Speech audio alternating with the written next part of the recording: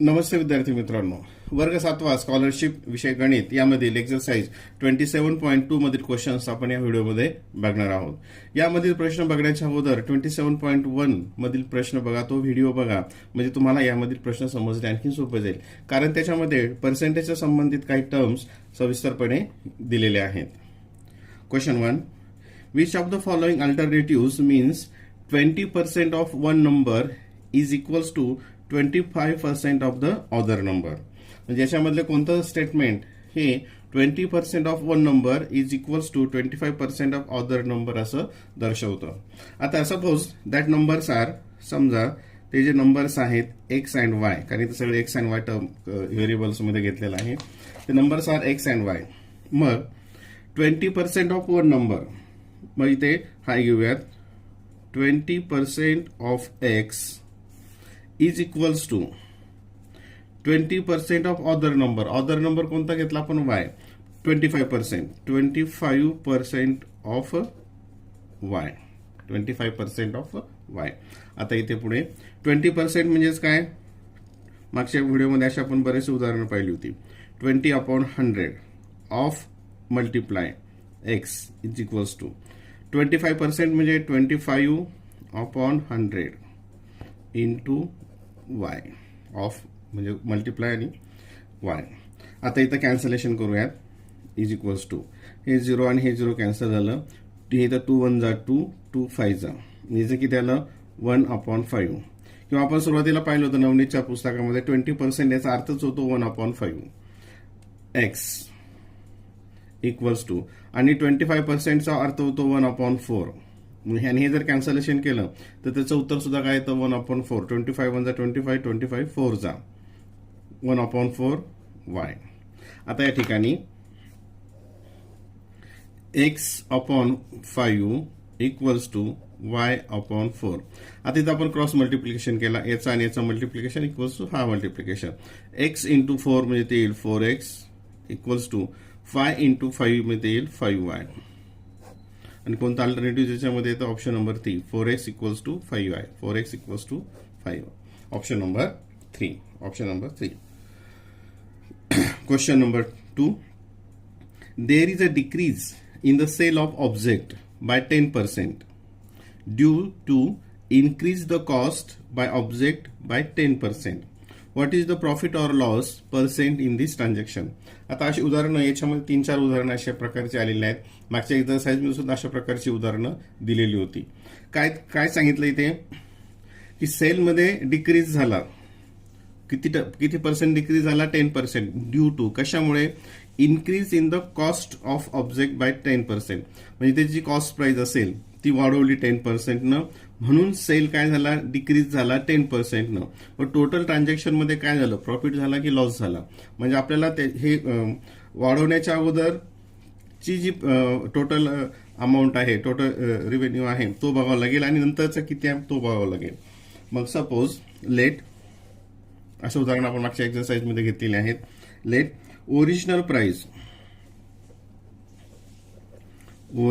Price equals to 100 आणि original sale, सुरुवातीचा sale equals to 100 unit, equals to 100 units. आता मग याच्यामध्ये जर त्याचं प्राइस आहे 100 आणि त्याचे युनिट सेलिंग आहे 100, तर त्याचं रेव्हेन्यू किती असेल किंवा त्याची अमाऊंट किती येईल, मग amount equals to 100 into 100 that is 10,000. ही झाली 10,000. आता नंतर काय केलंय नवीन मध्ये बघा, इथे न्यू प्राइस काय केली आहे, due to increase in the cost of object by 10%. Cost काय केली, प्राइस वाढवली 10% न. 100चा 10% म्हणजे किती, 10. नवीन प्राइस काय होईल, 100 प्लस 10, 110. आणि त्याचा सेल त्याच्यामुळे काय झाला, डिक्रीज झाला 10% न. 10% अगोदर किती होता 100चा 10% येतो 10, आणि याच्यातून मग काय डिक्रीज झाला, कमी झाला. 100 मधून 10 केलं म्हणजे किती येईल, ठिकाणी 90 युनिट्स. काय येईल, 90 युनिट्स. मग याची total sale amount total sale amount किती असेल 110 इंटू 90 इज इक्वल्स टू 00 आणि 11 9 जा 99. ही झाली नंतरची सेल, ही झाली अगोदरची सेल. मग याच्यामध्ये नंतरची सेल काय झाली, कमी झाली. नंतरची सेल कितीनं लेस झाली, ती कितीनं लॉस झालं. मग आता सेलमध्ये तर हे 10,000 मायनस 990 0 0 इथं येईल 1 0 0 100 किती येईल ते 100 नी लॉस झाला. मग हा लॉस कशामध्ये विचारला आपल्याला, पर्सेंटमध्ये. हा लॉस किती कशामध्ये विचारलाय, पर्सेंटमध्ये. मग लॉस इक्वल्स टू दुसरं पेज घेऊया. आता लॉस किती होते आपली सुरुवातीची कॉस्ट प्राइस 10,000, लॉस किती झाला 100 आणि पर्सेंटेज मध्ये काढायचं म्हणजे त्याला 100 नी मल्टिप्लाय करायचं. सरळ सरळ साधं साधं आहे. हे 0 कॅन्सल, हे 0 कॅन्सल. इथे गेलं तर 100/100 म्हणजेच 1%. लॉस किती आला याच्यामध्ये 1% लॉस झाला. Option number 1. Option number 1. अशा प्रकारची आणखी उदाहरणे या एक्सरसाइज मध्ये पुढे दिलेली आहेत. Question number 3. By selling an article for ₹3600, a shopkeeper earned a profit 20%. At what price should he sell the same article to earn a profit 25%? आता प्रश्न थोडंसं नीट समजून घ्या. याच्यामध्ये 2-3 कंडिशन्स आहेत. पहिलं, ही जी प्राइस आहे ही सेलिंग प्राइस आहे. ही प्राइस कोणती आहे, सेलिंग प्राइस आहे. By selling an article for ₹3600 shopkeeper earns a profit 20%. आता हा आणखीन एक नेहमी लक्षात ठेवा की पर्सेंट प्रॉफिट किंवा पर्सेंट लॉस हा नेहमी कॉस्ट प्राइसवर कॅल्क्युलेट केला जातो, सेलिंग प्राइसवर नाही. हा कशावर असतो, नेहमी कॉस्ट प्राइसवर असतो. आता प्रॉफिट इथेसाठी आपल्याला काय करावं लागेल, याची कॉस्ट प्राइस अगोदर काढावी लागेल. इथे काय काढावं लागेल, कॉस्ट प्राइस काढावं लागेल. आता प्रॉफिट हा शब्द बघा, प्रॉफिट इक्वल्स टू 20%. प्रॉफिट 20% याचा अर्थ काय होतो, if cost price is 100 then selling price 120. Cost profit हे स्टेटमेंट आपण शाळेच्या पुस्तकामध्ये आणखी अनेक वेळा सोडवलेले आहेत. प्रॉफिट 20% म्हणजे 100 वर 20. जर समजा कॉस्ट प्राइस 100 असेल तर मग सेलिंग प्राइस किती असेल 120. आता इथं आपल्याला कॉस्ट प्राइस माहित नाहीये. इथं आपण कॉस्ट प्राइस एक्स घेतली आणि देन सेलिंग प्राइस किती आहे ते 3600. सेलिंग आहे 3600. नंतर ratio of cost price equals to ratio of selling price. Ratio of cost price म्हणजे 100/x equals to 120/3600. 3600 cross multiplication. आता इथे x इक्वल्स टू हे 100 इंटू 3600 आणि x इंटू 120. मग हे 120 इकडे गेल्यानंतर काय होईल, डिवाइड होईल. 120 काय होईल, डिवाइड. हे 0 झालं, हे 0 कॅन्सल झालं. आता इथे हे 12 1 जा 12, 12 3 जा 36 आणि हे 0 इक्वल्स टू हे 100 आणि हे 30 म्हणजे किती येईल ते 3000. ही झाली त्याची आता कॉस्ट प्राइस. काय झाली त्याची कॉस्ट प्राइस. म्हणजे ह्या कॉस्ट प्राइसवर 20% प्रॉफिट घेतल्यानंतर किती सेलिंग प्राइस होते 3600.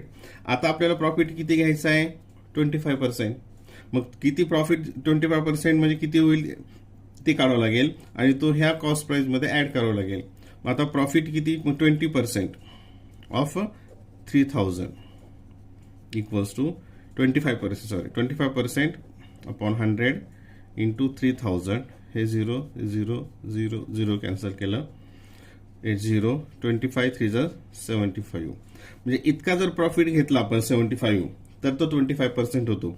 मग त्यासाठी सेलिंग प्राइस किती ठेवावी लागेल, मग इतका प्रॉफिट येण्यासाठी ही 3000 तुमची कॉस्ट प्राइस आणि हा 750 त्याचा profit.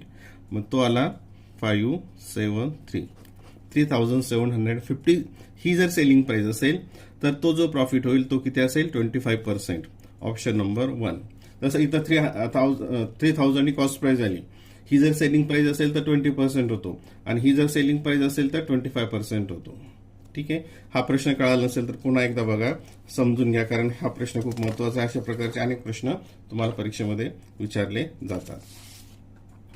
Question number 4. Ajit scored 12.5% more marks than Baiju. Then how much less percent marks did Baiju score than Ajit? अजितला किती पर्सेंट मिळाले? बैजूपेक्षा 12.5% जास्त मिळाले. म्हणजेच मग बैजूला अजितपेक्षा किती पर्सेंट कमी मिळाले. ठीक आहे. प्रश्न कॉम्प्लिकेटेड आहे, पण नीट व्यवस्थित समजून घ्या म्हणजे तुमच्या ते लक्षात येईल. आता कुणाशी कम्पेअर करायचं आपल्याला? बैजूशी. लेट समजा बैजू चे मार्क्स आहेत 100. बैजूचे मार्क्स किती आहेत? 100. मग अजितचे किती येतील? आता हे तुम्ही डायरेक्ट पण इथं मी लिहिले तरी चालेल. अजितचे किती जास्त आहेत? 12.5%. याच्या 12.5% म्हणजेच किती? त्याच्यामध्ये 100चे असेल तर 12.5 मार्क्स जास्त होतील. म्हणजे त्याचे किती येईल? 100 प्लस 12.5 म्हणजे 112.5. हे कुणाचे मार्क्स झाले? हे अजितचे. हे झाले अजितचे. मग बैजूचे मार्क्स अजितपेक्षा कितीने कमी आहेत? इथं डिफरन्स काढूया दोघांच्या मार्क्सचा. तर 112.5 मायनस 100 ते किती आलं? 12.5. कितीचा फरक आहे? 12.5. म्हणजे मार्क्स हे बैजूचे कमी आहेत अजितपेक्षा. मग कितीचा लेस पर्सेंट काढायचा आपल्याला? किती लेस आहेत इथे दिलं. How much less percent. आता इथे किती झाले? अजितचे किती मार्क्स आहेत? 112.5 आणि बैजूचे त्याच्यापेक्षा किती मार्क्स कमी आहेत? 12.5. आणि त्याचं पर्सेंटेज काढायचं म्हणजे त्याला 100 मल्टिप्लाय करायचं. इज इक्वल्स टू, आता इथे डेसिमल पॉईंट काढायचं इथं 10 मल्टिप्लाय केलं, तर 10 मल्टिप्लाय केलं. 125 अपॉन 1125 इंटू 100. आता या ठिकाणी इथं कॅन्सलेशन करूया. हे 25 ने डिवाइडेड आहे. 25 5 जा 125.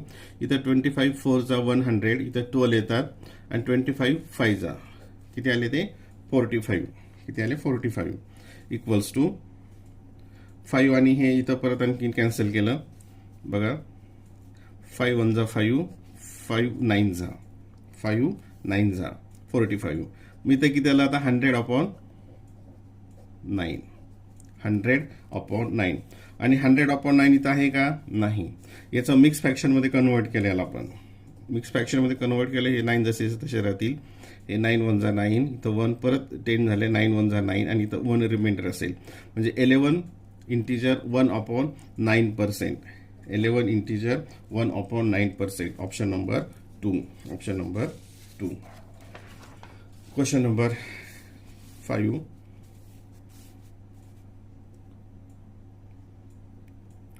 Question 5.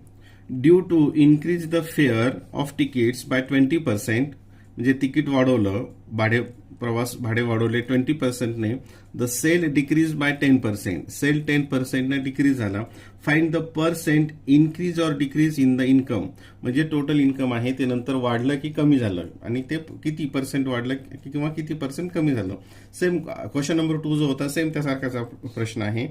आता समजा ओरिजिनल लेट ओरिजिनल फेअर किंवा original ticket price equals to 100. ठीक आहे. ओरिजिनल तिकीट प्राइस 100 असेल. मग ओरिजिनल किती सेल असेल त्याचा? Original sale equals to 100 unit. हे असं प्रत्येक वेळेस घ्यायचं 100, कारण मग ते कॅल्क्युलेशन करायला सोपं जातं. तिकीटची किंमत आहे 100, सेल आहे 100 युनिट्स, 100 तिकीट्स.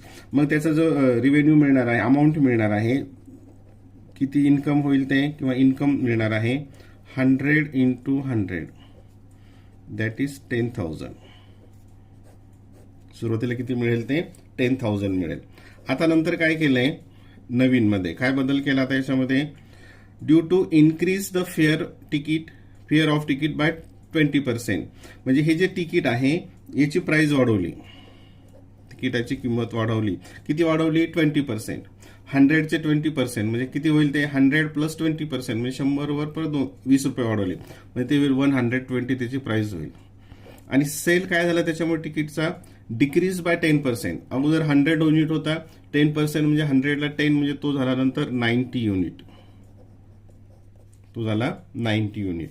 मग ती टोटल अमाऊंट किंवा टोटल इन्कम किती होईल? मग ते 120 इंटू 90 0 0 आणि 12 इंटू 9 108. हा झाला नंतरचा सेल. म्हणजेच या ठिकाणी काय झालं? आता तुमचं इन्कम अगोदर 10,000 होतं, हे झालं 10,008. म्हणजे याच्यामध्ये काय झालंय? इन्क्रीज झालं. कितीनं इन्क्रीज झालं? किंवा याला आपण प्रॉफिट झालं म्हणून किंवा इन्क्रीज झालं म्हणूयात. कितीनं इन्क्रीज झालं? मग ते 10800 मायनस सुरुवातीला होता 10,000 म्हणजे 00800 800ने तो इन्क्रीज झाला. ठीक आहे इथपर्यंत. आणि ते कशामध्ये विचारले? Percent increase or decrease. पर्सेंटमध्ये विचारलं किती पर्सेंट इन्क्रीज किंवा डिक्रीज झाला. मग पर्सेंट इन्क्रीज इक्वल्स टू अगोदर होता 10,000 नंतर किती इन्क्रीज झाला? 800 आणि त्याचा पर्सेंट काढायचं म्हणजे त्याला 100 मल्टिप्लाय करूयात. 0 0 0 0 हे 0 हे 0 हे 0 हे 0 किती आला तो? 8% increase. 8% increase. Option number 1. Option number 1. Question number 6. When the price of sugar increased by 10%, the sale decreased by 10%.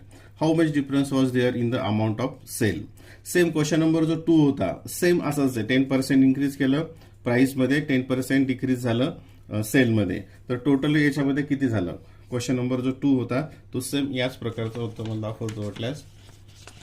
Question number 2 हा हे इथं हा question. There is a decrease of sale of object by 10% due to increase the cost of 10%. 10% cost काढल्यामुळे sale हा 10% झाला. इथं किती झालं? 1% लॉस आलता. मग याच्यामध्ये सुद्धा काय येतं? आन्सर सेम आन्सर येतं 1% लॉस. हे तुम्ही उदाहरण सोडू शकता. ठीक आहे. हे तुम्ही सोडवायची गरज नाही. सेम जे क्वेश्चन नंबर 2 होता त्या प्रकारचाच हा प्रश्न आहे. Question number 7. Amit's monthly income is 45,000, which is 20% more than the Brijesh. What is the monthly income of Brijesh? आता हे उदाहरण आपण तोंडी पण सोडू शकतो. हे उदाहरण तोंडी पण सोडू शकतो. कसं तोंडी सोडायचं ते बघूयात. आता 25% याचाच अर्थ काय होतो? 1/4. हे आपण मागे पाहिलेलं आहे. 1/4. आता समजा इथं आपण ऑप्शन घेऊन हे उत्तर सोडू शकतो. सपोज ब्रिजेशचं इन्कम इतकं घेतलं 20,000 आणि याचं किती आहे? अमितचं याच्यापेक्षा 25% मोर. याचा 25% म्हणजेच किती? याचा 1/4.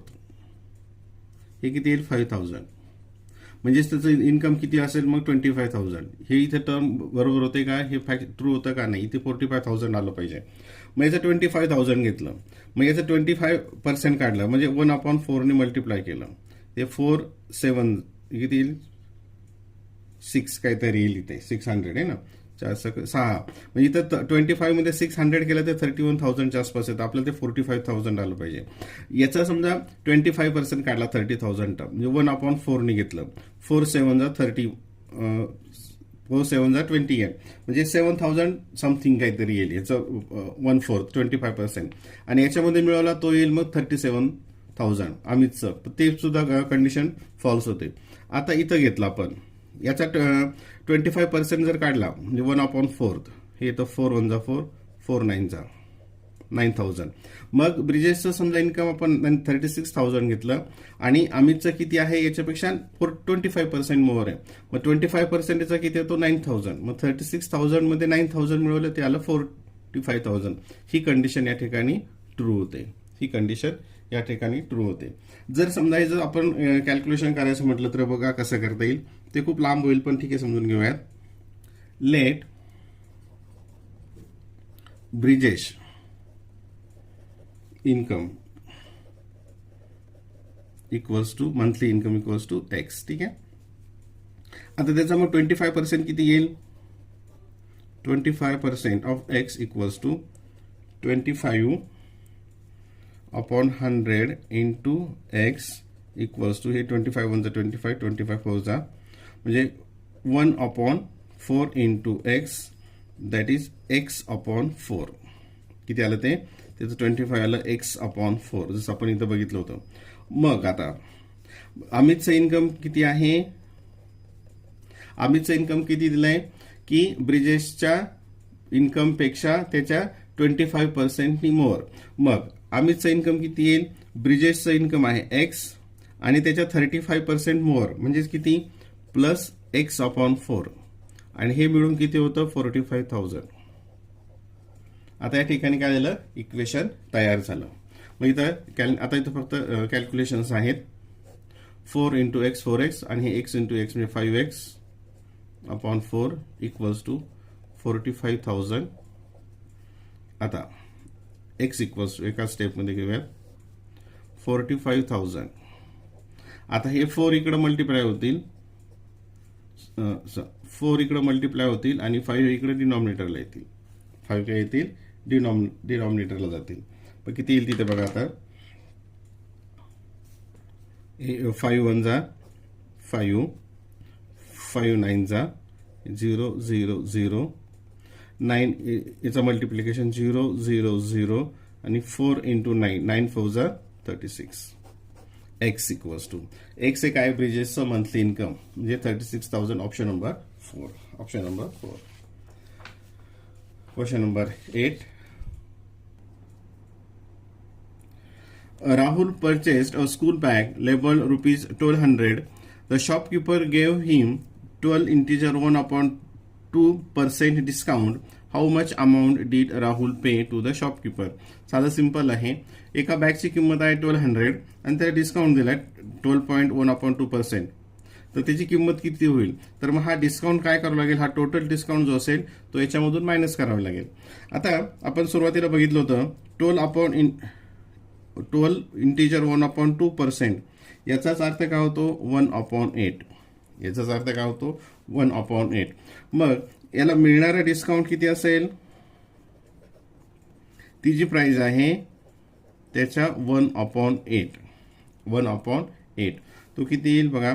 8 1 जा 8 इथं 4 8 5 जा 40 150. किती डिस्काउंट असेल? 150 रुपीज. मग त्याची प्राइस आहे 1200. त्याच्यातून डिस्काउंट मायनस केला 0 5 इथे 0 1. मग त्याला किती रुपये द्यावे लागतील? डिस्काउंट मायनस केल्यानंतर त्याच्यातून 1050. 1050. Option number 2. Option number 2. Question number 9. Find 3.9% of 1530. Sir साधा सिंपल आहे. 3.9% ऑफ 1530. 3.9% म्हणजेच काय? 3.9 अपॉन 100 इंटू 1530. ठीक आहे. आता इथे याचं याला काय करायचं? हे 0 आणि हे 0 कॅन्सल केलं. इथं आलं 3.9 अपॉन 10 आणि 10 ने डिवाइड करायचं म्हणजे हा डेसिमल पॉईंट इकडे सरकेल. म्हणजेच काय येईल ते? 0.39 इंटू 153 इंटू 153. आणि याचा जर तुम्ही मल्टिप्लिकेशन केला, याचा मल्टिप्लिकेशन तो येतो 5967. 153 इंटू 39. आणि आता डेसिमल पॉईंट मध्ये 2 डिजिट्स आहेत. मग इकडं 2 डिजिट सोडून डेसिमल पॉईंट दिलं ते 59.67. 59.67. Option number 1. Option number 1. Question number 10. A sphere weighing 5 kg is made from alloy of copper and zinc. If it contains 35.5% zinc, how much gram of copper does it contain? एक मिश्रण आहे. एक spare बनवला मिश्रणापासून. कशाचं मिश्रण केलं तयार? त्याच्यामध्ये कॉपर अँड झिंकचं आणि त्याच्यामध्ये झिंकचं प्रमाण आहे 5.5% झिंक आहे. तर कॉपर किती आहे? मग आता पहिल्यांदा आपल्याला कॉपरचं किती प्रमाण आहे ते बघावं लागेल. याच्यामध्ये मग कॉपर किती येईल? कॉपर इक्वल्स टू टोटल 100% मधून 35.5% हे झिंक मायनस केलं तर कॉपर मिळेल. ते येईल इथं 5 डेसिमल पॉईंट, इथे झाले 6, इथं येईल 4, इथं 4, इथं 6, इथं 0. म्हणजे 64.5% हे काय असणार आहे? कॉपर असणार आहे. हे असणार आहे कॉपर. मग 5 किलोग्रॅम, 5 किलोग्रॅम म्हणजेच काय? 5000 ग्रॅम.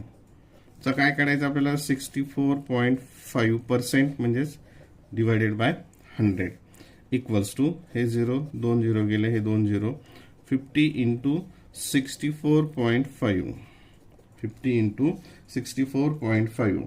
हा मल्टिप्लिकेशन, हे 0 इथं घेतलं, 5 5 जा 25 कॅरी 2, 5 4 जा 20 प्लस 2 22, परत 2, 5 6 जा 30 प्लस 2 32, आणि डेसिमल पॉईंट हा इथे दिला. म्हणजे ते 3225, 3225 gram. Option number 1. Option number 1.